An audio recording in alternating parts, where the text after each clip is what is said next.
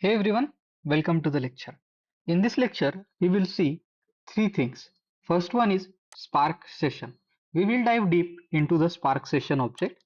Then we will see Spark config and Spark context. These are the three essential things that are most important in Apache Spark or Spark applications. So let's see Spark session. So Spark session was introduced in Apache 2.2. It is an entry point to your Spark application or the functionality of the Spark application. You have to initialize the Spark session to start your application or to instantiate your application. So let's see how we can create programmatically by using Spark Session Builder pattern. So let's see.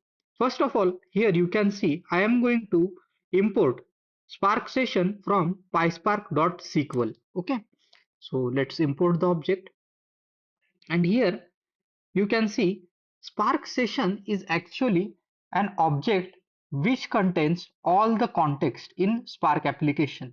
In PySpark or in Spark 1.0 versions, you have different types of context. Spark context, SQL context, then you have streaming context and Hive context as well. But now in the Spark 2.0 and above, these all things are combined in one, and one single entry point is created. That is the Spark session. So here you can see how we can create the Spark object. So here, first of all, on the Spark session, you have to call this builder, and that after that you can specify the configuration, such as here I am specifying master, which is local with two threads. Then here you can see app name, and after that with the help of get or create you can create Spark applications. So this is the Spark session object that you can create. I am going to run this cell.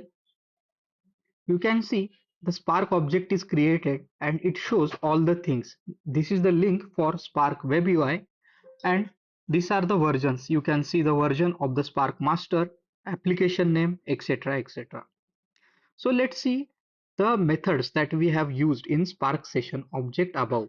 You can see master, app name, and get or create. So here the first is master. In Apache Spark, master method allow on the builder property allow you to specify the configuration of your cluster.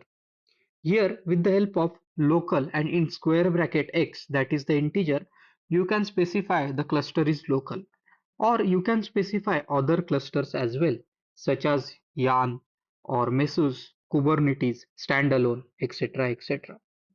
Here it shows for standalone mode, you have to specify this configuration, that is spark colon slash slash master, and you have to specify the port number. In the app name is basically sets the your application name. Okay, so with the help of app name property you can set up the application name of your Spark object, and get or create method returns you the Spark session. If it is existing, then it will give you the existing Spark session, otherwise it will create a new Spark session and returns you the Spark session for that object. So these are the important methods that are usually used everywhere.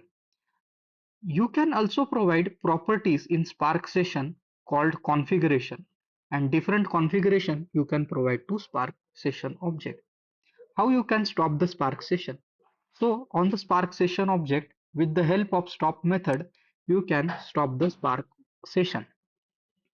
After that, let's see Spark configurations. So in Spark, you can provide configuration in two different ways, or in four different ways. And the first one is environment variable. Second one is you can specify your configuration in Spark home conf Spark default conf file. Third, you can provide the configuration at the time of Spark submit in the command line. And the fourth thing is you can create Spark configuration object. So let's see all the three things.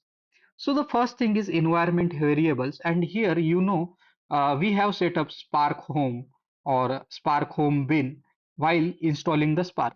That is the configuration you have provided at the type of specifying the environment.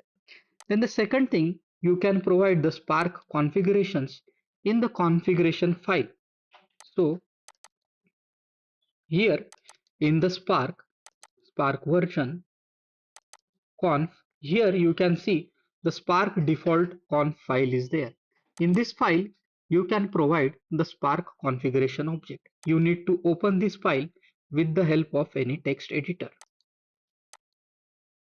So I am going to open this file here. Open. You can see here the Spark configurations are provided like this. Right now, those configurations are commented. So as per your need, you can create new Spark configurations.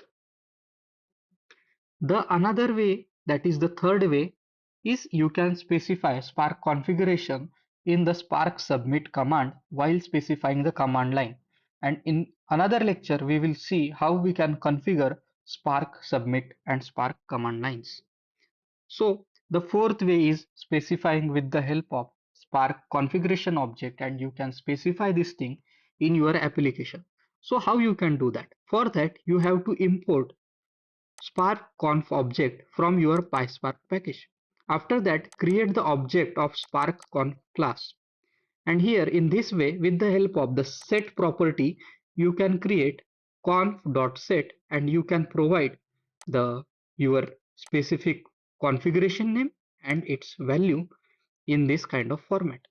And after that, you can use this thing while creating your Spark session object. So here I have provided spark.app.name, that is app name of your Spark application, and spark.master, that is the cluster configuration of your Spark application in the config object.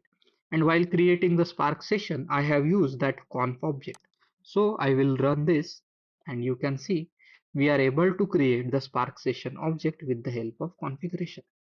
Here you can see common Spark configuration that are used.